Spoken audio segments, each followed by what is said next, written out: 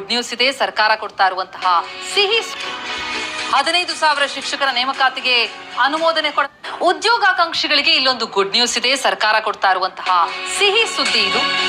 100 ದಿನದ ಒಳಗೆ 15,000 ಶಿಕ್ಷಕರ ನೇಮಕಾತಿ. 15,000 ಶಿಕ್ಷಕರ ನೇಮಕಾತಿಗೆ ಅನುಮೋದನೆ ಕೊಡಲಾಗಿದೆ. 3 ತಿಂಗಳಿನಲ್ಲಿ ಪ್ರಾಥಮಿಕ ಶಾಲಾ ಶಿಕ್ಷಕರ ನೇಮಕಾತಿಯಾಗುತ್ತೆ. ಸದ್ಯ ಕೊರತೆ ಇರೋದು. ಅದರಲ್ಲಿ 51,000 ಶಿಕ್ಷಕರ ನೇಮಕಾತಿಗೆ ಆರ್ಥಿಕ ಅನುಮೋದನೆ ಸಿಕ್ಕಿದೆ.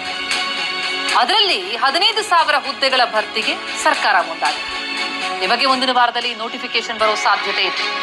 ನೋಟಿಫಿಕೇಶನ್ ಮಾಡಿ ಪರೀಕ್ಷೆ ನಡೆಸಿ ಕಂಪ್ಲೀಟ್ ಮಾಡೋದಕ್ಕೆ ಶಿಕ್ಷಣ ಇಲಾಖೆ ಮುಂದಾಗ್ತಾ ಇದೆ. ಪ್ರಸಕ್ತ ಶೈಕ್ಷಣಿಕ